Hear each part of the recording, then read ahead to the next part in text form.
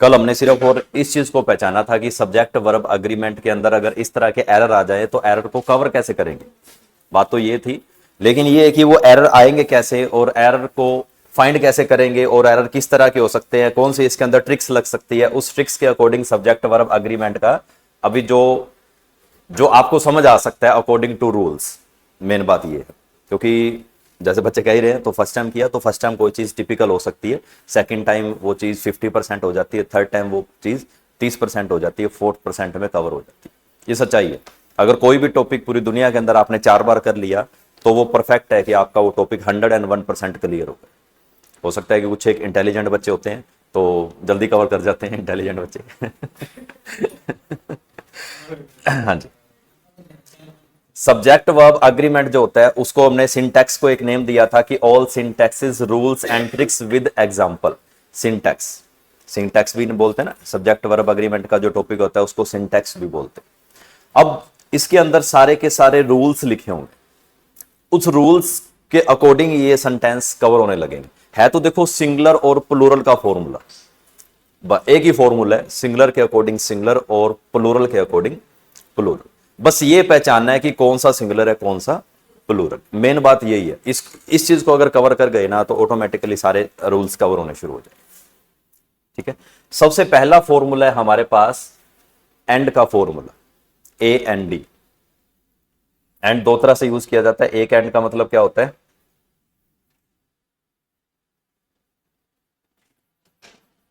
इसको बोलते हैं और ई एन डी,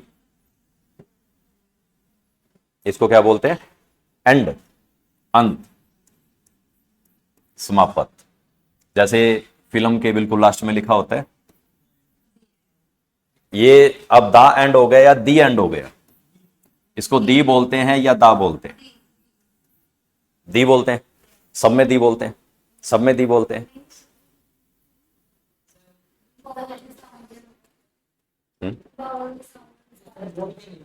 बोल जहां पर वावल्स की साउंड होती है, वावल साउंड, उससे पहले अगर द आ जाएगा तो ये दी में काउंट होता है।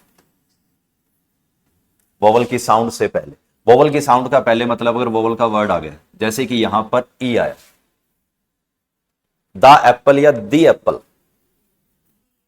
बोलते हैं ना कि मतलब, लेकिन एप्पल है, एप्पल के आगे हम एक्चुअल सी नॉर्मल सी बात है कि एन वर्ड का, एन आर्टिकल का यूज कर रहे हैं, वो क्लियर है। लेकिन सबसे पहले हमने इस चीज को देखना है कि वोवल्स क्या आ रहे हैं, जैसे कि ए, ई, आई, ओ, यू, 5 वोवल्स होते हैं हमारे पास। इस 5 वोवल से पहले अगर द आ गया तो इसकी प्रोनाउंसिएशन दी में काउंट होगी, इसकी प्रोनाउंसिएशन दी में काउंट होगी। इसीलिए हम इसको द एंड की बजाय दी एंड बोलते हैं, ऐसे बोलते हैं दी एंड। अगर उसके अलावा कोई भी वर्ड आ रहा है, जैसे कि कैट, द कैट, हम यहां पे द कैट बोल रहे हैं ना कि दी कैट बोल रहे हैं, क्योंकि जो सी है वो क्या है, यहां पे कंसोनेंट्स है, वोवल नहीं है ना, कंसोनेंट्स में काउंट हो रहा है, तो इसलिए ये द आ गया। But actual pronunciation is only the, note the. The, जो द बोलते हैं वो दा, इस दा, ठीक है, वो ब्रिटिश इंग्लिश के अकॉर्डिंग नॉर्मल सी बात है, वही बात है। जो चीज जैसी चलती रही चलती रही चलती रही, हम उसको आज तक फॉलो करते हैं। जैसा टीचर ने पढ़ाते गए वैसा हमें वो बताते गए, और वैसे ही प्रोनाउंसिएशन आज भी हमारे साउंड में है, ये क्लियर है। वो रहेगी, परमानेंट रहेगी, क्योंकि देखो हम चाहे जितना मर्जी कवर अप कर ले किसी चीज को, लेकिन जो 50 to 70% है वो मदर टंग जो होती है वो रहती है। चाहे वो हिंदी है, चाहे वो इंग्लिश है, चाहे वो बागड़ी है, चाहे वो पंजाबी है, मदर टंग तो साथ में रहती रहती है। हाँ ठीक है, एक एनवायरनमेंट अगर आपका चेंज हो जाए, एनवायरनमेंट का मतलब कि आप एक स्टेट से या एक कंट्री से दूसरी कंट्री में चले जाते हो, वहां 5 साल आपको लगेंगे उस एनवायरनमेंट में आने के लिए। वो जो आपके 5 साल हैं वो 5 साल आपकी टोन को भी चेंज करेंगे, आपके साउंड को भी चेंज करेंगे, आपके थ्रोट को भी चेंज करेंगे, आपकी स्पीकिंग को भी चेंज करेंगे, आपके लहजे को भी चेंज करेंगे। वो होगा, मतलब उस तब जाके आप उस सारी सिचुएशन से बाहर आ सकते हैं। एक जगह जब हम रह रहे होते हैं तो उसी वही एनवायरनमेंट होता है, वही सिचुएशंस होती है, वही आसपास का एटमॉस्फेयर होता है, वो सारी की सारी चीजें रहती हैं। तो जिसकी वजह से बहुत सारे वर्ड ऐसे होते हैं जो ब्रिटिश में कुछ और होते हैं और अमेरिकन में कुछ और होते हैं। ब्रिटिश में बोले कुछ और जाते हैं और अमेरिकन में बोले कुछ और जाते हैं। ये चीज तो रहेगी परमानेंट थी। हाँ जी, ये था इसका साउंड का क्रिएट। अब मेन बात यह है कि अगर जब सब्जेक्ट एंड से जुड़े होते हैं, कहता है कि दो सब्जेक्ट इस, अब जो ये रूल्स हैं ये बिल्कुल एक बार थोड़ा सा ध्यान दीजिए, एक एक पॉइंट आपका सारा का सारा इसमें क्लियर हो जाएगा। कहीं भी अगर अपने को एंड दिखे, जब हम सब्जेक्ट वर्ब अग्रीमेंट कर रहे हैं, सब्जेक्ट वर्ब अग्रीमेंट में अपने को एंड दिख जाए, कहता है कि जब दो सब्जेक्ट एंड से जुड़े होते हैं तो उसके जगह पर हम प्लूरल वर्ब का यूज करते हैं। दो सब्जेक्ट जब एंड से जुड़े होंगे, जैसे मोहन एंड सोहन, दो सब्जेक्ट है, मोहन एंड सोहन दो सब्जेक्ट हो गए, जुड़े किससे हुए? एंड से जुड़े हुए, तो वहां पर प्लूरल फॉर्म का यूज किया जाएगा। वहां पर प्लूरल फॉर्म का यूज किया जाएगा। प्लूरल का मतलब कि एक से ज्यादा, जैसे कि ही एंड आई वर फ्रेंड्स, वह और हम, वह और मैं दोनों फ्रेंड थे। अब ही और एंड आई, इन दोनों सब्जेक्ट को एंड से जोड़ा है, एंड से जोड़ा है, तो उसके बाद जो वर्ब आ रही है प्लूरल आ रही है। ही एंड आई वॉज फ्रेंड्स, गलत हो गया ना, ही एंड आई वॉज फ्रेंड्स, मतलब कि वॉज गलत हो गया ना। तो कहता है कि जब दो सब्जेक्ट एंड से जुड़े होंगे उसके बाद यहां पर प्लूरल फॉर्म का यूज किया जाएगा। हाँ जी, ओके हुआ, क्लियर है। एंड मतलब इस तरह से 5-7 रूल्स हैं, उसको हम रिवाइज कर लेंगे तो सारे के सारे ये क्लियर हो जाएंगे। अगर कहीं भी दो सब्जेक्ट को हमने जोड़ना है और उस दोनों सब्जेक्ट के बीच में एंड आ जाएगा, उसके बाद फिलिंग द ब्लैंक्स आएगा, उसके बाद जो फिलिंग्स द ब्लैंक्स आएगा वो प्लूरल में ही काउंट होगा। ओके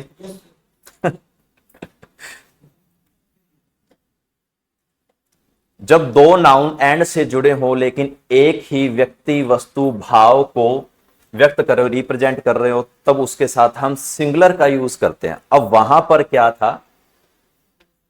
दो सब्जेक्ट थे, यहां पर क्या है? दो नाउन्स हैं। अब जब दो नाउन्स एंड से जुड़े हो लेकिन एक ही पर्सन की बात कर रहे हो, दो नाउन्स एंड से जुड़े हो और एक ही पर्सन की बात कर रहे हो, एक ही पर्सन की बात कर रहे हो, करते हो, तो उस समय हम सिंगुलर वर्ब का यूज करते हैं। जैसे कि the teacher and author is entering the classroom.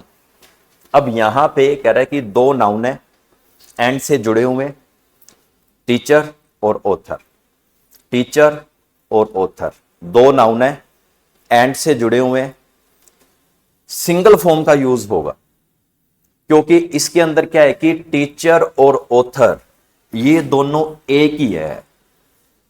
अब ये पता कैसे चलेगा कि दोनों एक है? ये चीज आ गई ना।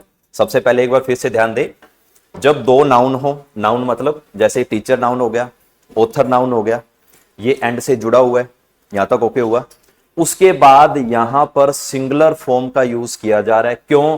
क्योंकि ये दोनों एक ही हैं, यानी कि the teacher and author is entering the classroom. जो टीचर है वही ऑथर है, एक ही पर्सन की बात की जा रही है। एक ही पर्सन की जब उसकी जो उसकी क्वालिफिकेशन, क्वालिटी, उसके ऊपर बात की जाएगी तो ऑब्वियसली बात है एक ही पर्सन की बात की जा रही है, तो एंड से जुड़ा हुआ है, तो यहां पर जो वर्ब आएगी सिंगुलर वर्ब आएगी क्योंकि एक ही पर्सन है, टीचर और ऑथर।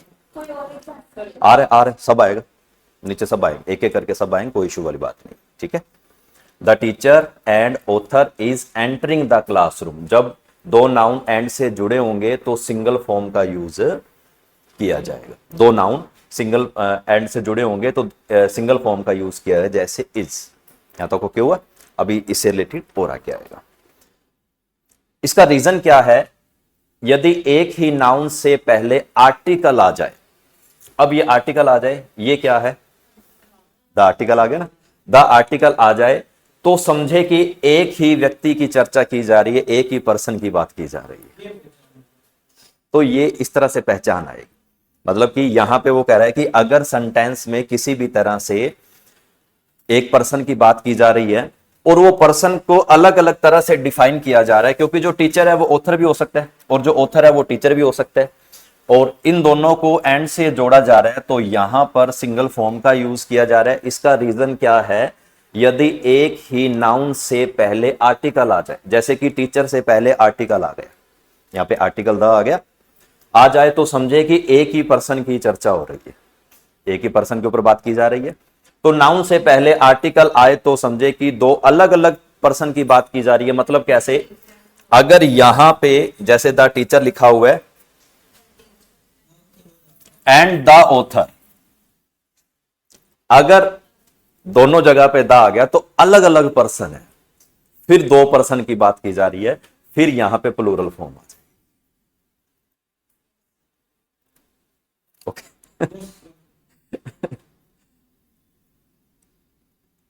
एक एंड का और रूल, जब दो नाउन, ये हो गया। जैसे कि द टीचर एंड ऑथर दोनों एक ही पर्सन है, the teacher and the author दोनों अलग अलग पर्सन है। द टीचर एंड ऑथर दोनों एक पर्सन है, the teacher and the author दोनों अलग अलग पर्सन है, तो प्लूरल फॉर्म यूज हो जाएगी। The director and the producer dash come, option में है हैज और हैव।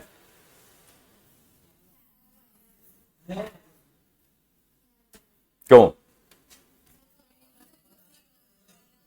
डायरेक्टर भी अलग है, द लगा हुआ है, प्रोड्यूसर भी अलग है, द लगा हुआ है, ऑप्शन में है। अब समझ आ रहा है? धीरे धीरे चीजें, वही कह रहा हूं, कभी कभार कुछ चीजें नहीं होती है, उसको समझने में टाइम लगता। The director and producer dash come has, क्यों? एक ही पर्सन की बात की जा रही है, ऑप्शन में है। मतलब इतना का टाइम होगा हमारे पास, इतने के टाइम में जल्दी आंसर फिल कर देंगे। अब ठीक है अरे नहीं, पहले उस चीजों को समझना होता है कि क्यों आते हैं, बात ये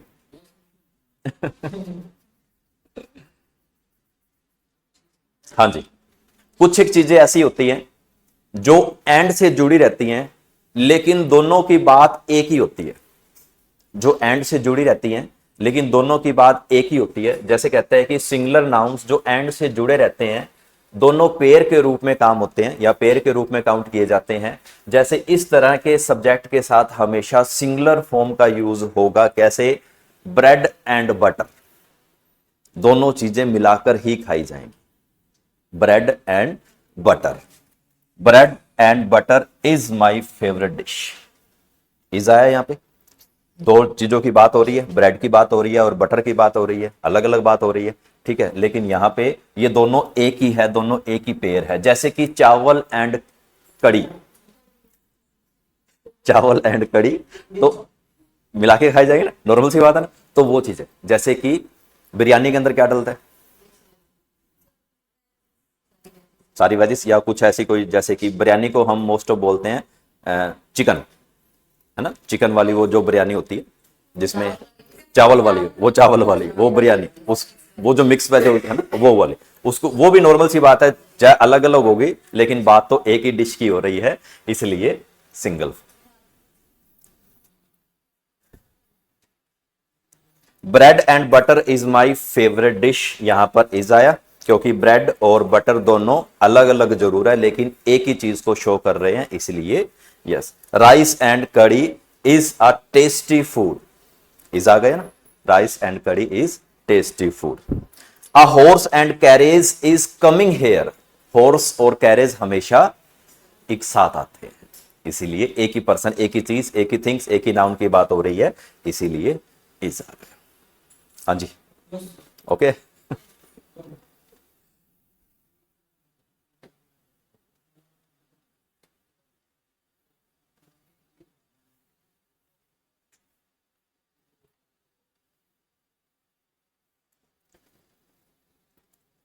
यदि दो सिंगुलर सब्जेक्ट एंड से जुड़े हुए हैं, यदि दो सिंगुलर सब्जेक्ट बॉय और गर्ल सिंगुलर है, ये दोनों एंड से जुड़े हुए हैं और इससे पहले ईच एवरी आ जाए, ईच एवरी या ईच एवरी आ जाए, तब क्या होगा? या नो का प्रयोग हो तो उसके साथ हमेशा सिंगुलर फॉर्म ही लगेगी।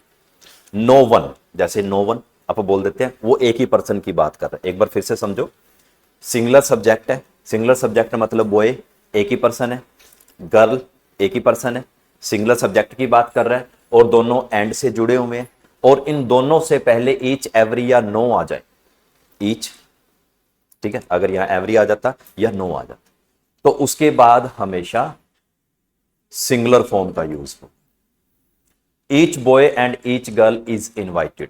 ईच का मतलब यही है कि हर एक पर्सन, ये ना ईच को जैसे each boy and each girl, हर एक लड़का और हर एक लड़की वॉज और इज इनवाइटेड, हर एक लड़का और हर एक लड़की इनवाइटेड है, यानी कि हमने कोई प्रोग्राम किया, उस प्रोग्राम के अंदर आप लड़के और लड़की दोनों इनवाइट। ईच जैसे कि every man, women and child was given food. अब यहां पे क्या है कि एवरी आया, एवरी एक ही पर्सन की बात कर रहा है, एवरी मैन यानी कि हर एक पर्सन, एवरी वुमेन हर एक लेडी एंड एवरी चाइल्ड हर एक लड़का या बच्चा। वोज आ गया यहां पे, क्यों? क्योंकि सिंगुलर की फॉर्म की बात कर रहे हैं। गिवन फूड, हर एक बच्चे को, हर एक लेडी को, हर एक लड़के को, हर एक पर्सन को फूड मिला। No man and no women was present here. अब यहां पे नो आ गया, ईच आ जाए, एवरी आ जाए, नो आ जाए, आ गया no. No man and no women, ना ही कोई आदमी ना ही कोई औरत, वॉज प्रेजेंट हेयर, कोई भी पर्सन यहां पर प्रेजेंट नहीं था। अब नीचे वाला गलत क्यों बताया हुआ ये? क्योंकि वर, और ये एरर आएगा क्योंकि वो वर लगाएगा और सेंटेंस को हमने यस या नो कर, ये वाला पक्का एरर है, पक्का सेंटेंस है ये। 2021 का कोई सीजीएल का पेपर हुआ था, उसके अंदर ये सेंटेंस है। अब इसके बाद जो आपके जो और टॉपिक्स आएंगे, उन टॉपिक के अंदर मैं पेपर वाले वो पैटर्न भी लेके आया हूं, जिसमें वो पेपर का वो लिखा होगा कि कौन सी डेट को कौन से ईयर में पेपर हुआ था, उस पेपर के अंदर ये पुट किया गया था।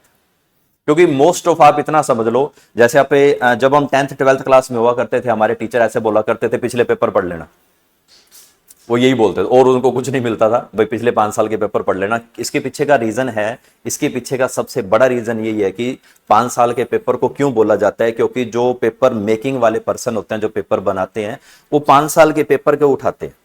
बनाने वाले जिनके पास मेल जाती है ना कि सिर्फ आपने पेपर बनाना, उनमें से किसी को नहीं पता होता कि मेल किसके पास गई। उसके पास मेल जाएगी, वो अपने 5 साल के पेपर उठाएगा सब्जेक्ट वाइज और उसको बना के उस मेल कर देगा।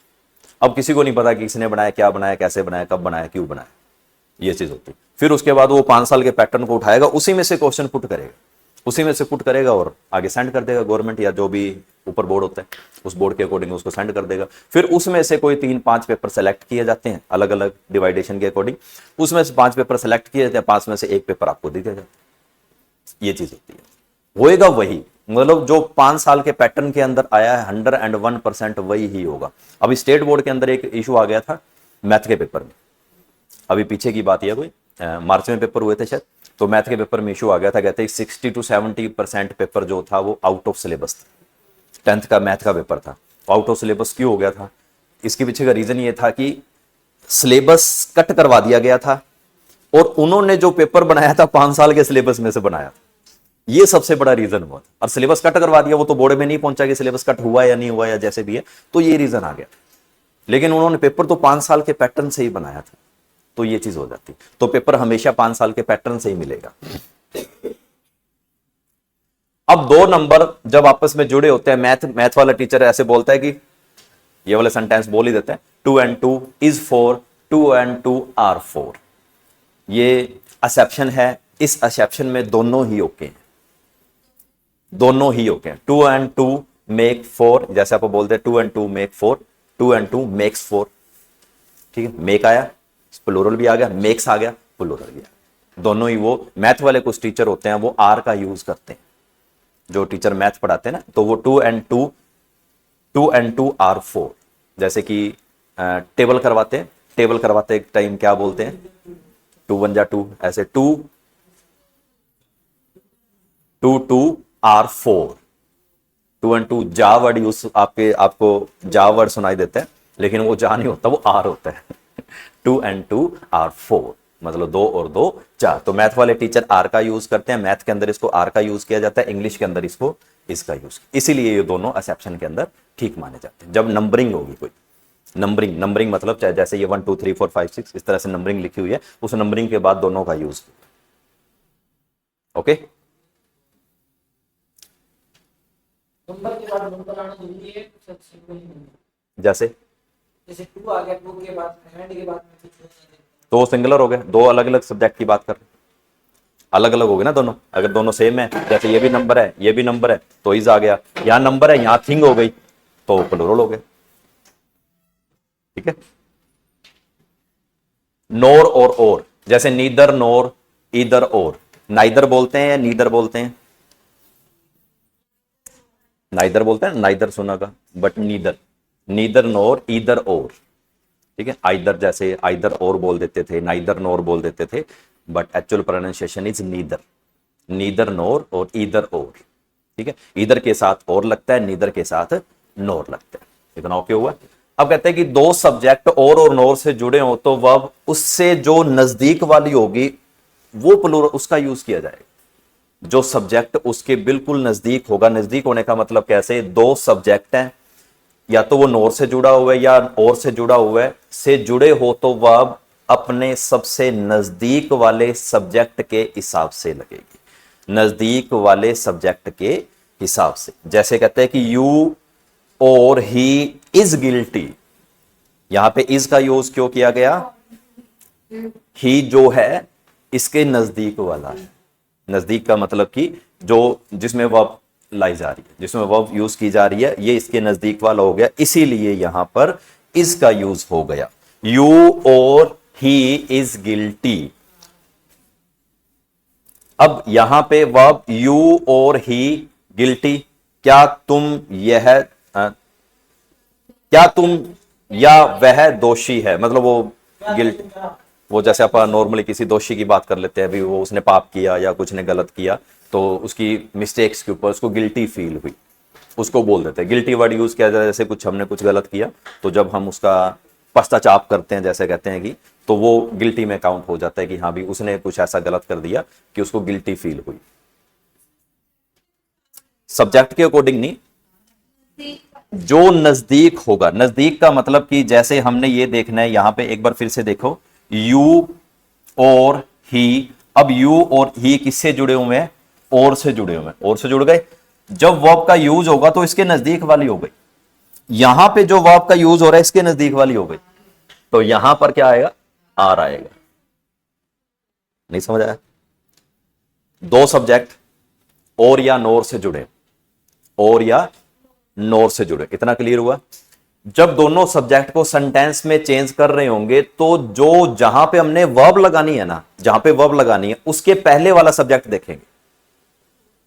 जहां पे फिलिंग द ब्लैंक्स आया, यहां पे फिलिंग द ब्लैंक्स आएगा। अगर यहां पे ही आया तो इज आएगा, अगर यार आर आया तो यू आया तो आर आएगा, जो नजदीक वाला है। अब जो इसने उसको ऐसे ही ऑटोमेटिकली क्वेश्चन मार्क में चेंज कर दिया, अब हमने वर्ब का यूज करना है यहां पे, तो यहां पर इज थोड़ी ना लगाएंगे, अकॉर्डिंग टू सब्जेक्ट। अगर सब्जेक्ट यू है तो यहां पर 101% आर ही आएगा।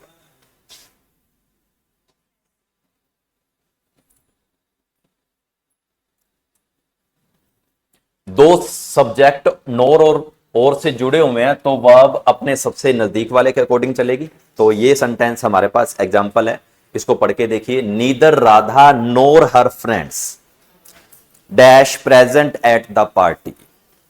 Neither Radha NOR her friend dash present at the party. ये वर्ग की जगह डैश लगा हुआ, यहां पे क्या आ सकता है?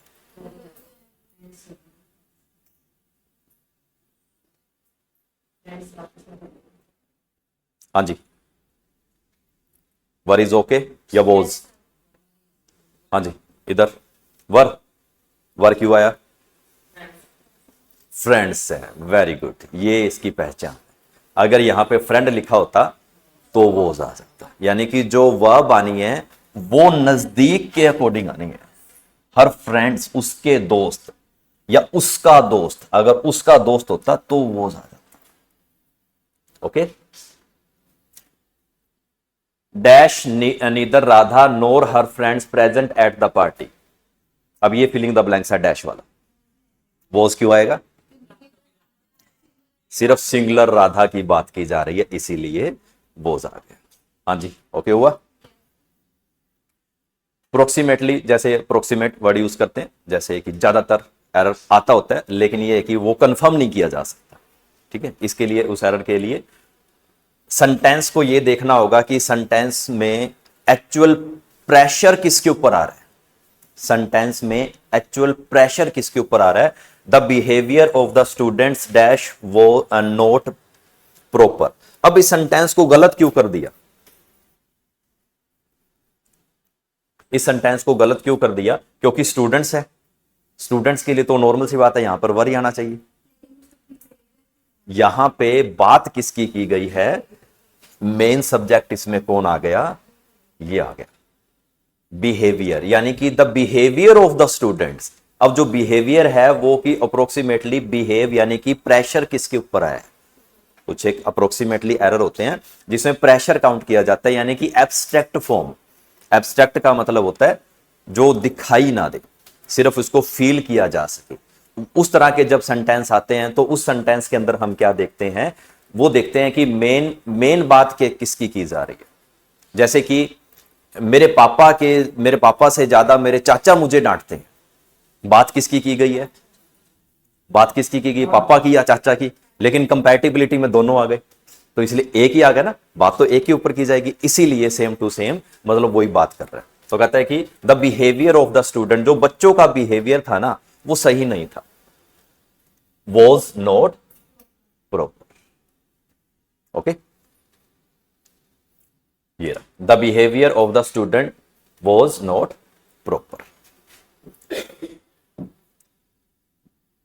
ये भी सेम टू सेम है। इसमें बताएं थोड़ा सा, इसमें किसकी बात की जा रही है, the legs of the dogs of my friend is broken. किसकी बात की जा रही है, लेग्स, कुत्ते के टांगों की बात की जा रही है। तो कुत्ते की टांगों के ऊपर जो उसके ऊपर मेन प्लूरल सब्जेक्ट हो गया, the legs of the dogs of my friends are broken. यहां पे ओनली फ्रेंड लिखा हुआ है और यहां पे आर आया, तो अगर फ्रेंड लिखा होता तो इज आता, लेकिन बात किसकी कर रहा है, लेग्स एक से ज्यादा, तो इसलिए आर। ओके,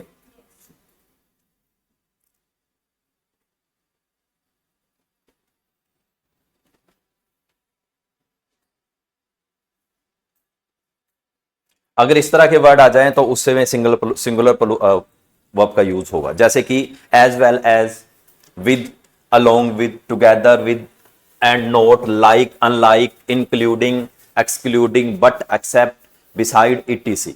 वर्ब आ जाए तो इनसे आने वाले सब्जेक्ट के अनुसार ही उसका यूज किया जाएगा। आने वाले सब्जेक्ट का मतलब कि किन किन की बात की जा रही है, जैसे हमने पहले किया, मतलब ज्यादा इसमें और करने वाले नहीं है, बस मेन यही थे। अब हम कुछ एक एग्जाम्पल करते हैं। ठीक है, हाँ, एक चीज और आएगी, एक एरर और होगा, वो मैं क्लियर कर देता हूं।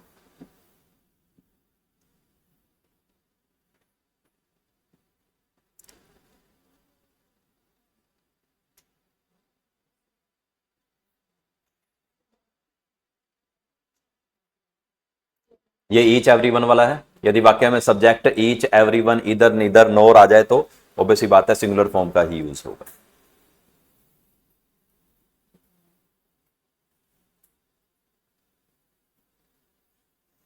कुछ नाउन ऐसे होते हैं जो दिखने में प्लूरल होते हैं लेकिन असल में सिंगुलर का यूज किया जाता है, यानी कि वो जैसे काउंट करते हैं तो प्लूरल में काउंट हो रहा है लेकिन होता वो एक ही है।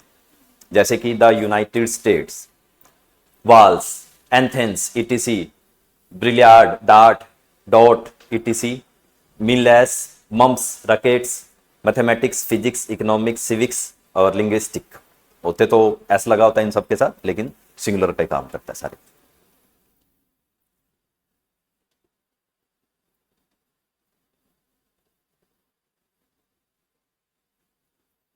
ये टंग्स वो पेयर वाले आ गए सारे के सारे। ठीक है, ट्राउजर आ गया, सीजर आ गया और टोंग्स आ गया। टोंग्स क्या होता है, जैसे वो ये वाला रो, रोटी पकाने वाला, रोटी पकाने वाला। तो ये प्लूरल हो गए सारे के सारे।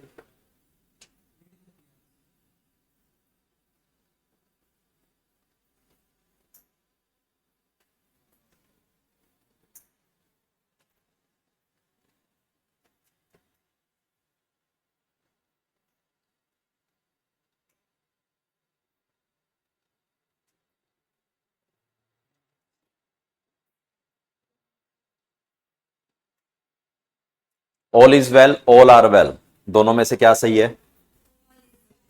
All is well, all is well, all is well, हमने फिल्म देखी होगी, उसमें बोलते हैं ऑल इज वेल, लेकिन दोनों सही क्यों बता रहे? ऑल इज वेल भी सही है, ऑल आर वेल भी सही है। एक ही पर्सन की बात की जाएगी, जैसे मैं मेरी बात कर रहा हूं तो ऑल इज वेल, अब फैमिली की बात की जाएगी तो ऑल आर वेल्स। ठीक है, सिंगुलर के इज, प्लूरल के लिए are.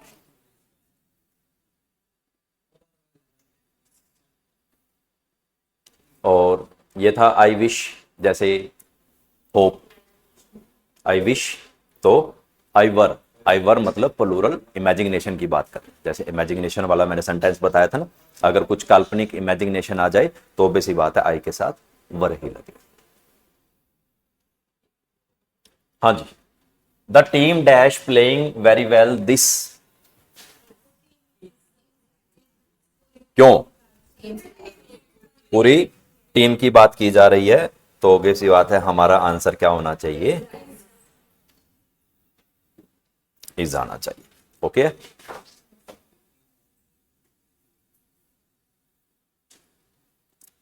A number of books, जब भी किसी तरह से a number of books, a large number of, a great number of, a number of, इस तरह से कुछ आ जाएंगे तो इसमें प्लूरल फॉर्म का यूज किया जाए। A number of books, okay, a number of books, much done, much dash done, इनमें से क्या आ सकता है? मच डैश डन, मच, जैसे कि little, a little, the little, much, अगर इसमें से कुछ आ जाएगा तो सिंगुलर फॉर्म का यूज किया जाएगा, और सिंगुलर फॉर्म का यूज किया जाएगा तो क्या आ सकता है? हैज बीन, पक्का? कैसे? Third form use, very good, much has been done, यहां पे थर्ड फॉर्म भी आई हुई है अपने आप में, तो बेसिक बात है कि हैज हैव के बाद थर्ड फॉर्म ही है। Little known dash about this man, ये आ गया same to same, little, little, a little, the little और मच, इनमें से कुछ आ जाएगा तो इज आ सकता है, या क्यों? सिंगल फॉर्म का यूज, सिंगल फॉर्म का यूज हो रहा है तो इज, मतलब इस तरह के सेंटेंस पेपर में आपसे कंफर्म किए जाएंगे। $10 dash not a lot of money, $10 dash not a lot of money, are is were have, number like 1 2 or 3 can be used as adjective when they describe a noun, जब ये सारे के सारे किसके बारे में डिस्क्राइब करते हैं? नाउन के बारे में डिस्क्राइब कर रहे हैं, तो यहां पर क्या आ सकता है?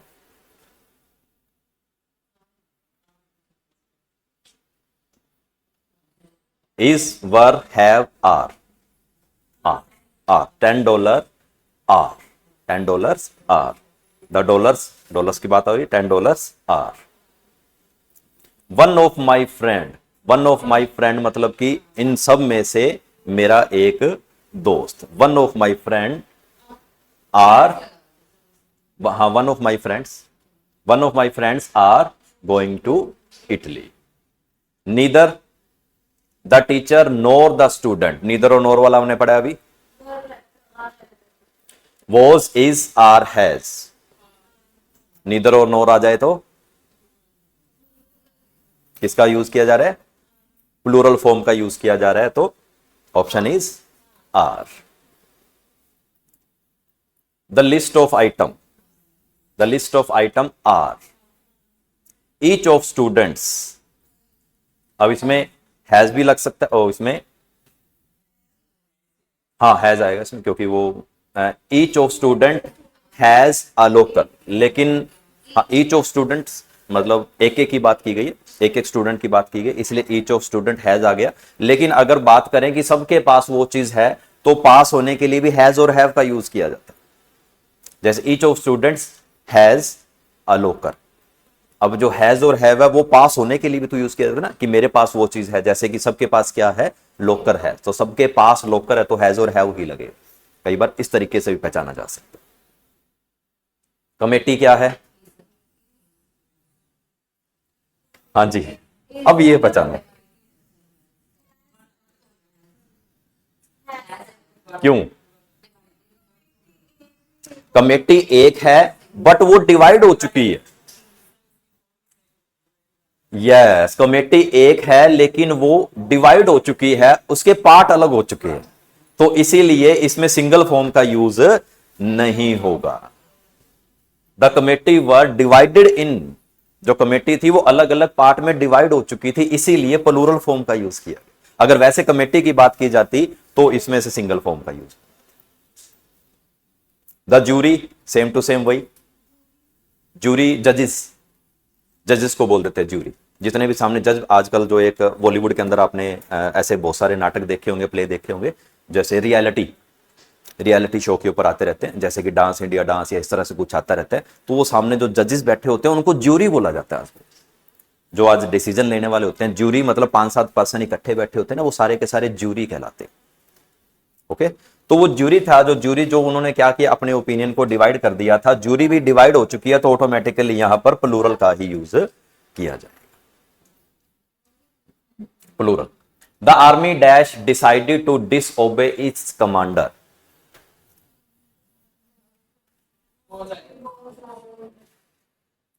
हाँ जी, वॉज क्यों आएगा, एक ही बात की जा रही है तो ऑब्वियस बात है, आंसर इज हमारा was. The jury unanimous in its decision. Jury आ गया तो ये देखो, जूरी आ गए, मोब आ जाए, काउंसलिंग आ जाए, कमेटी आ जाए, ऑडियंस आ जाए, आर्मी आ जाए, टीम आ जाए, ये सारे के सारे एक में ही काउंट हो, तो इसलिए was. There were not so many books as dash expected.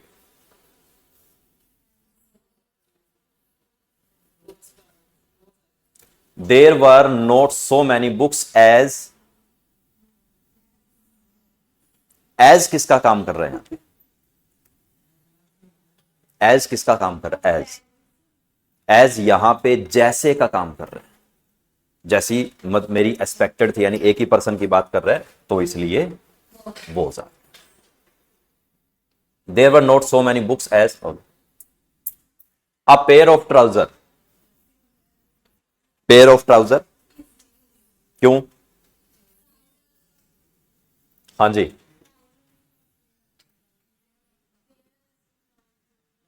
Pair का वर्ड हो गया तो ऑब्वियस बात है, अगर पेयर वर्ड आ गया तो इज ही आएगा, मतलब कि सिंगुलर का यूज किया, क्योंकि पेयर अपने आप में उसी की बात कर रहा है जिस चीज की हम बात, जैसे ट्राउजर, सीजर्स, इस तरह वो पेयर की बात कर रहे हैं तो बात उसकी करें, सिंगुलर में काउंट हो जाएगा।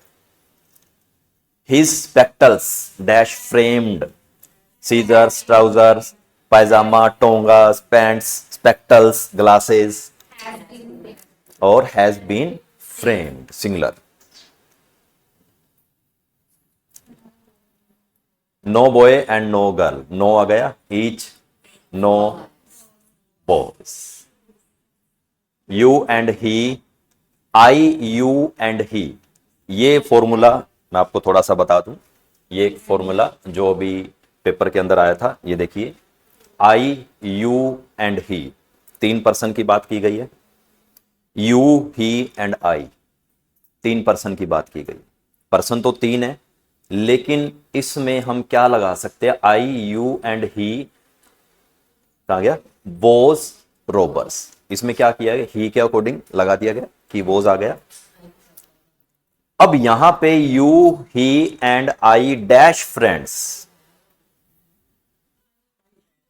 हैव नहीं आएगा,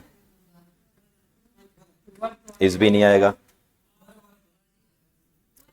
आई के साथ इन दोनों में से बताओ वर क्यों आएगा, नहीं वर क्यों आएगा,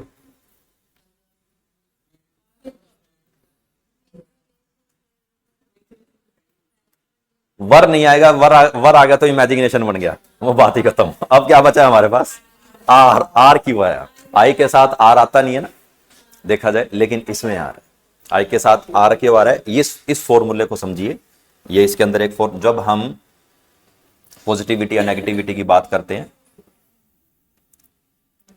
you, he and I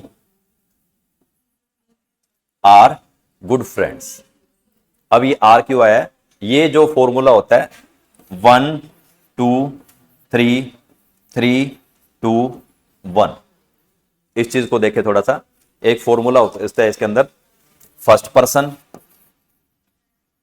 second person और थर्ड पर्सन। 3 पर्सन आ रहे हैं। सबसे पहले फर्स्ट पर्सन आएगा, फिर सेकंड पर्सन आएगा, फिर थर्ड पर्सन आएगा। अब फर्स्ट पर्सन इसमें है नहीं, अब पहले कौन आ रहा है? यहाँ पे सेकंड पर्सन आ रहा है, फिर उसके बाद थर्ड पर्सन आ रहा है, फिर उसके बाद 1 पर्सन आ रहा है, यानी कि फर्स्ट पर्सन, थर्ड पर्सन और फर्स्ट पर्सन देखा जाए तो इसमें।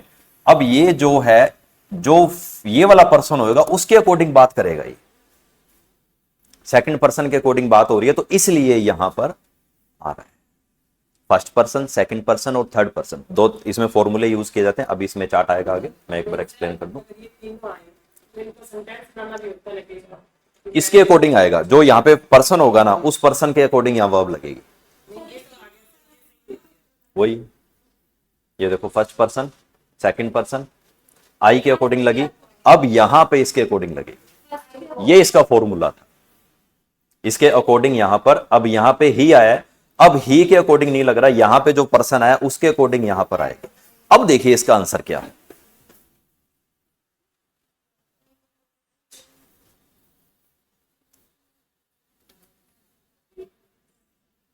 अब ट्राई कीजिए, चारों लगा के देखिए।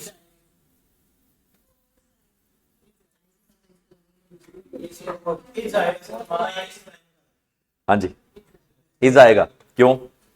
सेकंड फॉर्म पर है नहीं, वो तो आएगा नहीं, प्राइस भी नहीं आएगा। नॉर्मल सी बात है, आंसर इज रोबर। क्योंकि इसके अकॉर्डिंग अब उसमें वो ऑप्शन नहीं होगा ना, कई बार अगर ऑप्शन नहीं होगा तो फिर वो हमको उस चीज को फॉलो करना पड़ेगा। क्योंकि अगर इसके अकॉर्डिंग अगर यहाँ आंसर आ रहा है तो अगर उसमें ऑप्शन भी तो होना चाहिए ना। कई बार ऑप्शन, इसमें ऑप्शन नहीं है तो इसका मतलब वो नहीं लगेगा। अब अगर जो ऑप्शन आ गया तो उसके अकॉर्डिंग लगाना पड़ेगा। अगर इसमें लगाया गया नो ऑप्शन, अगर ऑप्शन का नो हो गया, नो आंसर मतलब, तो आप वहां पे नो आंसर लिख सकते। बाई चांस कई बार ऑप्शन नहीं होता ना उसमें, तो ये चीज हो जाती है। मतलब ये वाला जो सब्जेक्ट है ना, इसके अकॉर्डिंग यहां पे आंसर आएगा। जैसे ये वाला सब्जेक्ट है हमारे पास, इस सब्जेक्ट के अंदर आई आ रहा है, आई है तो आई के अंदर आई के अकॉर्डिंग यहां पे लगना चाहिए। आई, यू एंड ही, मैं, तुम और वह। हम क्या है? मतलब कि रोबर्स हैं। रोबर्स मतलब अब ये एट प्रेजेंट बात कर रहा है, रोबर्स हैं, तो इज आ रहा है इसमें, क्योंकि बाकी का आंसर हमारे पास मैच नहीं कर रहे किसी तरीके से, तो आंसर यहां पे इज का ही यूज हो। तो कुछ एक्सेप्शंस में इस तरह से रखा जाता है। ये लो जी, तो सब्जेक्ट वर्ब एग्रीमेंट, तो इसका पीडीएफ आपको ग्रुप में मिल जाएगा। एक बार इसकी रिवीजन कर लें अच्छे से, और बाकी के दूसरे टॉपिक हैं फिर उसकी शुरुआत करते हैं, क्योंकि 30 तक हमने सारे टॉपिक्स कंप्लीट करने। 30 तक टॉपिक कंप्लीट करने के बाद रिवीजन करनी, ठीक है? क्योंकि उसके बाद डेली सिर्फ और सिर्फ एक्सरसाइज आया करेगी, एक्सरसाइज के अकॉर्डिंग हम किया, एक्सरसाइज से हमको डेली अपनी रिवीजन कंप्लीट हो जाएगी सारी के सारी।